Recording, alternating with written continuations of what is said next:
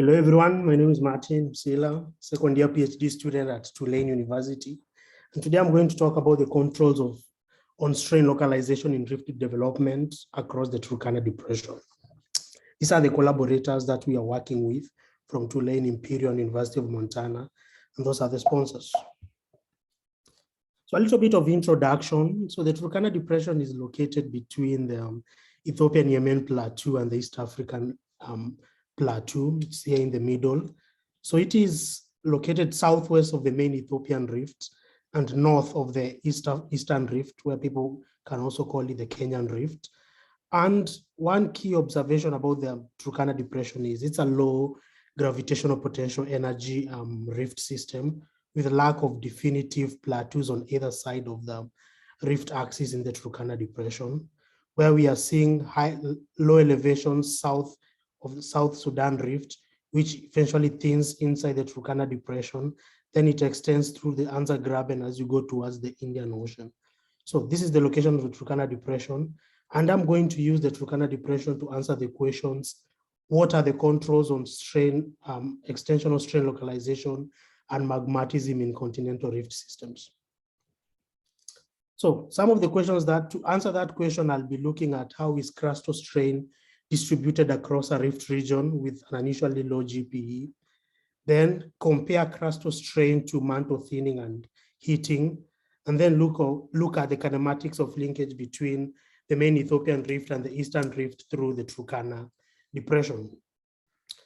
A little bit of the project.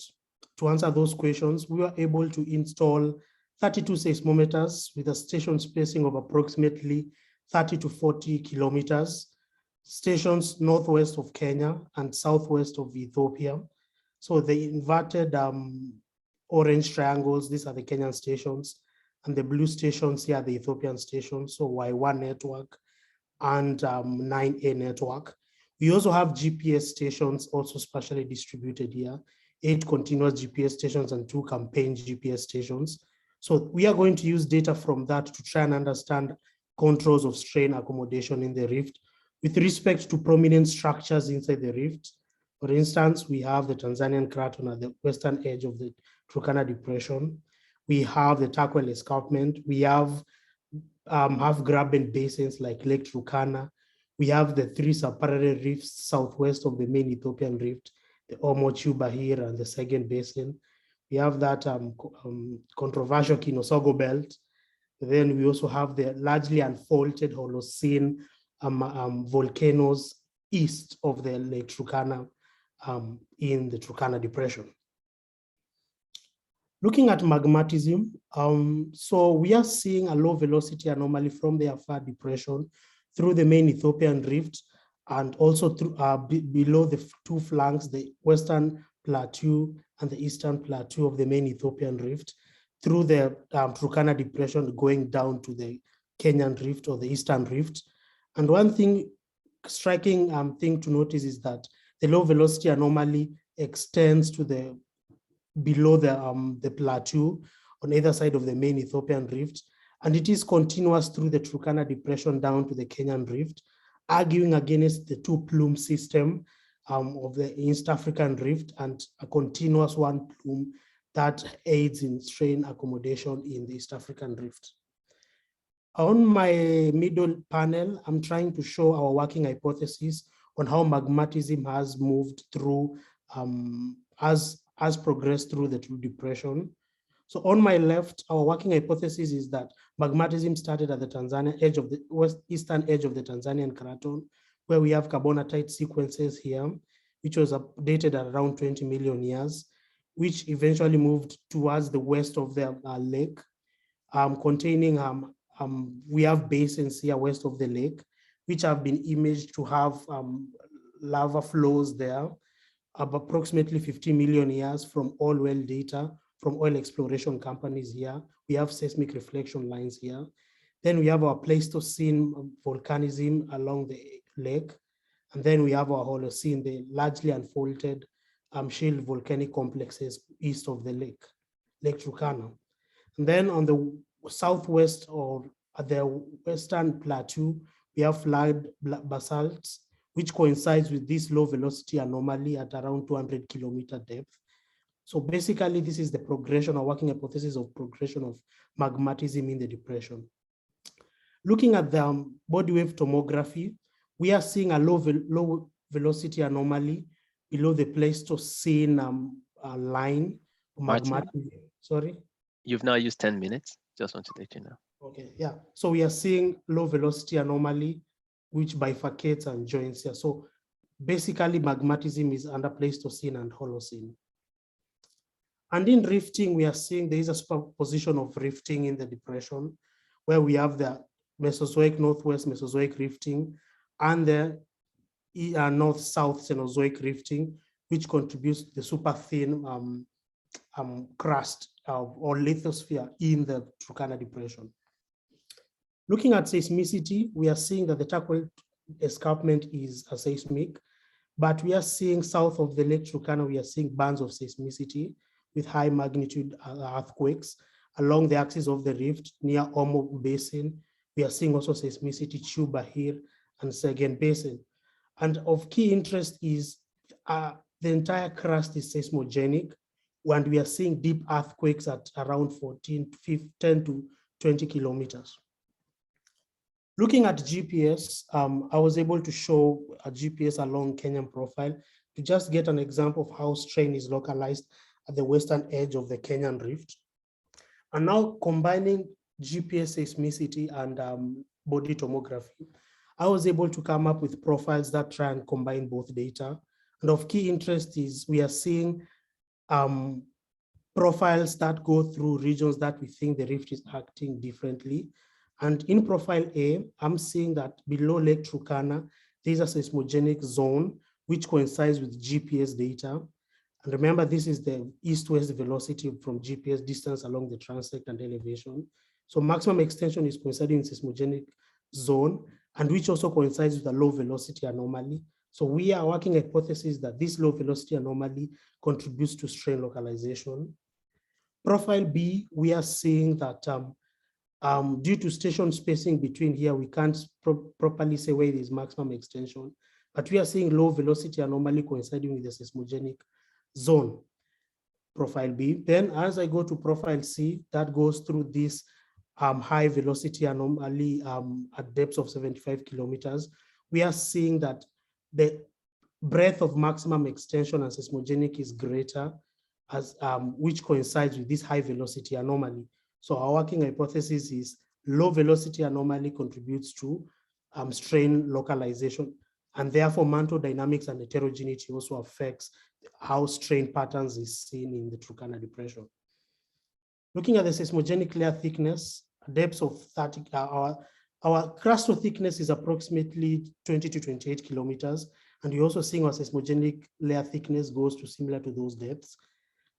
Looking at a far depression, which is part of the East African rift that has similar crustal thickness, we are seeing the seismogenic thickness there is around 10 kilometers, but in our region is around 20 to 30 kilometers, 28 kilometers. So our working hypothesis right now is we are dealing with a strong crust in the Turkana depression. Looking at the B value in the study area, it's relatively high, 1.29.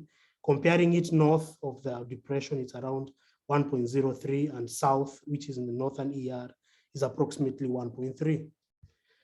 Some stress inversions that we were able to do. So the southern step over south of the lake, where the East African rift joins the Turkana depression at the south, we are seeing an echelon fault systems that are joined by relay ramps, and that zone coincides with a huge band of seismicity. Looking at the stress inversion, we are seeing GPS relative motion and the tensional axis also coinciding. But looking at the northern step over where the main Ethiopian rift joins the Turkana depression, we are seeing that this zone here is super complex. Remember, this is where we image the high velocity anomaly, the cold Proterozoic lithosphere, the northwest southeast lithosphere. And in that region, we are seeing that the relative motion from GPS and the tensional axis is large due to this complex zone here. And we are seeing large border faults that are being joined by short strike slip faults. So it's a pretty complex zone that joins the main Ethiopian rift to the Turkana depression. So some of my key takeaways is strain accommodation is localized in thick sedimentary basins bounded by deep normal faults. And despite a thin crust of less than 30 kilometers, basically the entire crust is seismogenic. We are seeing zones of seismogenic and geodetic strains, they coincide spatially, and the extension direction in geodetic and seismic is similar. However, the key point here is in the presence of low velocity anomaly, strain is comparatively narrower to where it is absent as compared to the high northwest southeast high velocity anomaly, where we saw the breadth of strain is broader. So this suggests that upper mantle dynamics and heterogeneity strongly influences strain distribution. And the work in progress is to evaluate variations in the rheology and also image crustal magma reservoirs using ambient noise tomography. Thank you. So thank you very much, Martin. We have time for a couple of questions.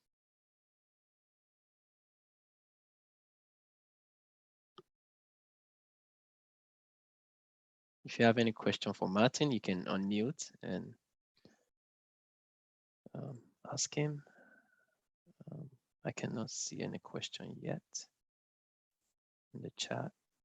So I can go ahead and just ask you a question that came to my mind as you were presenting. So thinking about how the Turkana Rift is interacting with the main Ethiopian Rift, across that zone that you've really focused on and highlighted how, active deformation is being accommodated.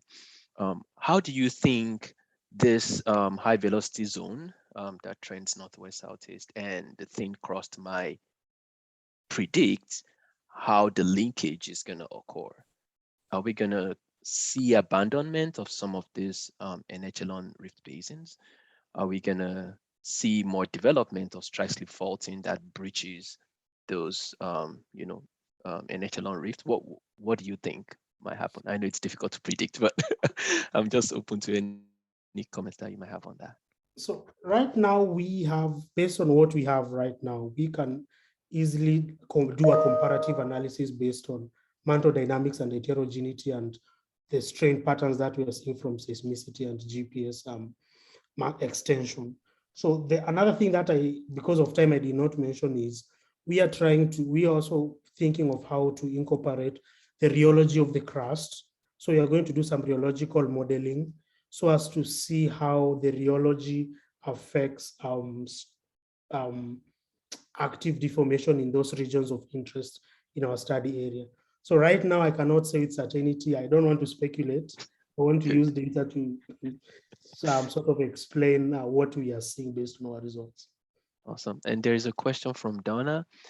So she's asking how do you estimate how much melt, or sorry, have you estimated how much melt or what temperatures are needed to account for low velocity regions? Sorry, Donna, I should have allowed you to ask the question. No, that's okay. I should have just asked it. I was just sorry if I missed it, Martin, but I was just curious if you had taken your velocities to estimate in the low velocity regions to estimate temperatures or melt contents that might be there. So not yet. So basically, to understand active deformation, we know that temperature is a factor. So we are also going to do some thermal modeling to constrain how conduction from those depths and the time it takes for that heat to go to the crust, and sort of constrain now how the total number, the temperature, the rheology, and among other factors affect strain accommodation in those regions. So for now, not yet. It's part of the rheological modeling that we are going to do next in the project. Excellent. Thanks so much. Very nice talk.